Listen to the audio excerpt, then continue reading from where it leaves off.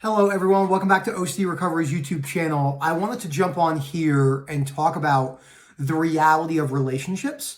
I want to talk about the perspectives on breaking down the rational beliefs when it comes to relationships. This is for anyone who suffers with ROCD, also known as relationship OCD. People who have codependency. Codependency is what I like to call it, the ROCD of non-sufferers. I'm breaking down the rational beliefs to hold a lot of people back for not going into relationships, for not leaving relationships, for making sudden changes in relationships, and why stagnation happens in relationships. I think this is actually going to be a really good video. I have no plan. I'm just going to talk about my marriage, my perspectives. I've applied Stoicism, rational thinking to the teachings of Albert Ellis, how I see my relationship with my wife, how my relationship with my friends have changed, as I have a lot of friends who struggle with addiction, and how this has been a lot better because I've changed my beliefs surrounding it. I got this sweet kombucha. I used to rag on kombucha all the time, but it's actually really good. Hashtag Paul Little, he got me into this. My wife said to me, she's like, "Are you serious?" She used to make fun of that all the time. So before I go any further, don't forget to subscribe, hit that like button. Let me know what you think about this video. Let me know if you agree with anything. Let me know if you want to see me go into deeper in this topic. I'm probably going to talk about a lot in this video. And let's just start off to where I am in my relationship. So I've been married for coming up on 4 years in February. Eric and I dated for about a year and a half, 2 years before. And then we got married. We got married at the courthouse because we were in grad school. And we didn't want to spend a bunch of money on weddings, which is a major irrational belief when you break it down. If you actually look at a wedding, in my opinion, a lot of this stuff probably won't be agreed with, and we're not supposed to agree on everything. If you look at what a wedding is, what most people will spend, in the area I come from, maybe 20, 30, I know people who have spent $100,000 on their weddings, but the ROI of that is zero.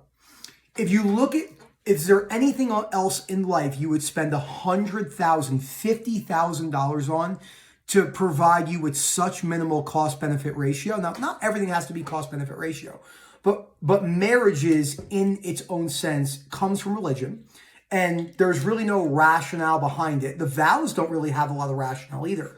And the first thing I want to talk about is the concept of the one. So there's no such thing as the one. The one doesn't exist. What you have is two people coming together primarily for financial reasons. That's something many people don't want to talk about. That might not be the main reason people get together, but it's a large reason why people get together, combined incomes. That doesn't mean that there's not loving feelings or liking the other person for who they are and stuff like that. But it is important to realize a lot of people get married, and understandably so, for combined income. Many people say they marry strictly off feelings and love. Well, that's not what you see. Not anecdotally in society. People are not marrying homeless people. If that was the case, you would see a lot more of that, where people are marrying highly outside their socioeconomic structure. You would see a billionaire marrying someone who makes $20,000 a year. You will probably never see that. And if you do, it's very rare. It might be in the tabloids a lot. But many people marry for socioeconomic reasons. It doesn't mean it's the only reason, but it's a high reason. I would put it in the top three. The reason why the one doesn't exist is when you get married. I was born, I wouldn't even say raised, but I would say I'm Catholic, right? Being Italian. And I have my confirmation and my communion. I'm an atheist. I don't believe in God or the afterlife. I think that once you break down the belief system surrounding death and realizing there's nothing really before life, there's more than likely nothing after life. Statistically, in an evidence-based realm, the closest thing to evidence is that when you die, nothing happens. Now, that could be morbid or not. You can take advantage of your one life and all the experiences and realize that life's going to come to an end. I think it's a mature, humanistic, realistic perspective on life, but that's another video for another channel. So when you get married, and you say your vows, and you say stuff like, "I do, and I'll never leave you." Well, if you look at the divorce rate, I have my computer right here. I think it's really important to look at this to show you. So, what are vows during marriage, right? Let's just look at some of the vows. In the name of God, I blank take you blank to be my wife or husband, to hold this day forward, for better, for worse, for richer, for poor, in sickness and health, to love and cherish until parted by death. Until parted by death. So, divorce statistics. 50% of all marriages end in divorce. So that can't be true. It can't be death do us part, because the second you said you were going to get divorced, a lightning bolt would come down from the sky and strike you dead. But that doesn't happen, does it? No, so breaking this down in a rational perspective is so important. So two people coming together, you are going to like and not like things about the person you're with. The reason why the one doesn't exist is because it's not provable or disprovable. So in the sense of rational thinking, what we use from Stoicism, and in our opinion, the most rational sense of an outlook on life, the one does not exist, nor will it exist, because it's not provable or falsifiable. The other thing about relationships that holds so many people back, I went on a hike today. A lot of people know I'm friends with a guy. Rob knows. He served in Vietnam. He was shot 3 times. We were joking around because he's 40 years older than me, 41 years older than me. And we were talking today on the hike, and it was 100 degrees outside, so it was hot. And I said, what are the biggest differences between when you were serving in Vietnam to now? We had these perspective changes. There's a lot of things that no one really wants to talk about. We are living in the most comfort-based society ever, which has lots of benefits, but more probably detriments to long-term progress in relationships, in gaining monetary perspective, in building businesses, in going through hardships. Because we have so much comfort, because we went from no information, no research, lots of hardships, to all the research overloaded with information on sleep, exercise, everything, perfectionism, we have done what humans do best, and we flip to the other side of the pendulum. And as we flip to the other side of that pendulum, we have perfectionistically believed in very irrational beliefs, which is when you get married, you will have to put no work in. The reason why the divorce statistics are on the rise, more than likely, is because of the belief systems that people hold going into those relationships. Such as, people need to put no work in. You'll always feel love forever. The next thing I'm going to talk about is love, and why there is no such thing as objective love. There's no measure of that. OCD recovery has objective measures. Okay, maybe not objective in the sense of a nerve conduction study or something hard, cold like that, but absence of chronic anxiety, shame, guilt, intrusive thoughts lose their intrusiveness, factory reset. Where love is not like that. The reason why love is completely subjective to person, because it looks different from population to socioeconomic structures to religion to the century you live in, the area of the world you live in, your belief systems, your perspectives, your religious perspectives, everything like that. So when you start breaking these things down and going back to the hardship, being in the relationship is like having a business. It takes constant work, constant innovation, the ability to handle that. You might go weeks without having intimacy. Maybe you might have time and period where you don't get along. Maybe you yell at each other. Maybe you're on the brink of divorce and you have to work through things and go to counseling and stuff like that. Again, the reason why marriages are not working, in my opinion, is not because of the marriage. It's because of the belief system going into the marriage. Now, I don't think marriage is the best option for everyone. Marriage is a tool. Just like being single is a tool. The reason why people, the herd mentality, follows marriage by doctrine is because of religion. Now, there's nothing wrong with that, but there's no proof to say that it's the best way with 100% cold hard evidence. What we know is cold hard evidence is this: gravity. Okay? If I jump off a building, I'm gonna die. But saying that marriage has the best outcomes is not 100% provable. That's very difficult for people to hear. And I'll get a lot of kickback on that. Now, I'm a big fan of marriage. I think being with someone, going through hardships, building structures. I love my wife. Erica's the best thing that's ever happened to me. I love her very much. But I don't feel love all the time. We get into disagreements and arguments. We also have a business relationship together and also an intimate relationship together.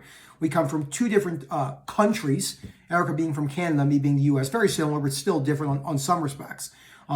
Economic policies, political policies, neither of us are religious, but still there's differences, so we're not going to agree on everything. Erica is born and raised more empathetic and compassionate, where I have to work on that more, and I was born and raised more assertive, more confrontational, which I've toned back a lot because now, I understand that confrontation doesn't just mean anger. I had a lot of irrational beliefs around that. So what makes our relationship work well is we sit down, we talk about our relationship, we work on things, we take responsibility for what we can change, we say sorry, and realize that we're not going to feel a certain way all the time. These principles are critical if you want long-lasting relationships. But although, if it doesn't work, if the other person leaves you or cheats on you and tells you they don't want to be with you anymore, it's not the end of the world as you imagine. That's difficult for people to hear because the reason why codependency and relationship OCD affect people so strongly and then tied in with HOCD, homosexual OCD, and trans OCD is people believe relationships are the number one most important thing in life. Intimate relationships, not being alone. We know that's not true because there's people in solitary confinement that go through hardships or jail, death row, and they're perfectly fine. I actually had dinner last night with someone we're friends with, and the husband works at a max prison in Kansas. And they allow the death row inmates and some of the other inmates. There's two prisons. One's 0 to 10 years and then 10 years plus. He said the 0 to 10, they're rowdy, and the 10 years plus are a lot more chilled out, very stoic. But they have a wood shop, they have a barber shop, and they obviously will never have any intimate relationship again unless they engage in same-sex relations. But I'm assuming many of them don't. Who knows? And they're I'm sure they have hardships, but he goes, they're nice. They talk to me in the hallway. He told me an interesting story where he was checking in and he didn't have his uniform yet, and there was a guy next to him in the check-in process. They all go to the same place, and he was speaking to him, and he's like, "Hey man, what's up? Nice to meet you." And he was really nice. And then when he saw his name tag, he went to Google and he looked it up, and he realized that guy was a death row inmate for convicted of multiple homicides. And he said he was just very, very kind and very friendly and seemed happy. So it's not as simple as what many people believe. The reason why Rob and I talk so much about the herd mentality is because the herd is, in our opinion, usually wrong. When you look at people who are vindicated in murders, such as Aristotle, I believe, or Plato, I'm pretty sure it was Aristotle, they were murdered because they didn't think like the herd. And the herd, where's the reality that the herd is right? Where's the reality that the YouTuber on social media who's never been in a relationship in LA is right about anything? She might offer some good advice, maybe a different angle, but it doesn't mean she's right. Just how it doesn't mean that I'm right.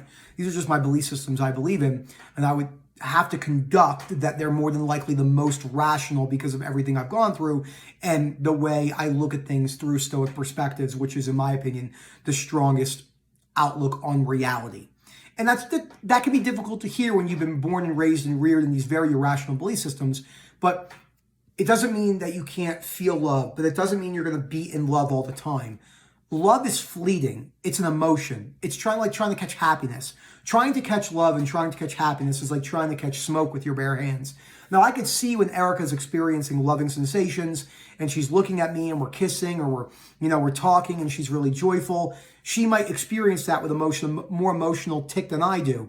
I don't really experience stuff like that. I don't really get butterflies. I love my wife and she makes me very happy and she smiles, but I don't know if I get that type of sensation or feelings that Erica has. And I don't think I've ever had that. It doesn't mean I'm not in love with my wife. We just experience it in two different ways. Now, the herd mentality will listen to me say that and say, you're not in love, you're a narcissist, blah, blah, blah. But it's very easy to label people and it's very easy to think superficially. Most people think like the top layer on an ocean, right? And as you go deeper into the ocean, to the Marianas Trench, you become more philosophical and you don't need to follow the herd. You don't need to be around people. You don't need to follow societal constructs. That doesn't mean you can't follow them, but you don't need to follow them, and you can accept if other people don't agree with you. And that's the reality, in my opinion, about relationships and the reason why relationships cause so many problems. So breaking down again, there can't be until death do us part because 50% divorce rate. There can't be the one because people get divorced all the time. Deservingness and fairness. If someone cheats on you, you say, I don't deserve that. Humans cheat all the time. I'm not saying I agree with cheating. I'm not pro or anti-cheating. I could see a place where someone is being maybe verbally and sometimes physically abused and they don't feel like they have a way out because they don't know how to change their beliefs and they go out and cheat. Maybe that's something that's beneficial to that person. I'm not giving an answer on that. It's just an example. I'm just trying to show you that humans think in black and whites once their values and their morals, which are personal perspectives, are judged and threatened. That's why people murder people. People murder people because their values and morals are threatened and they feel like they have to prove someone wrong.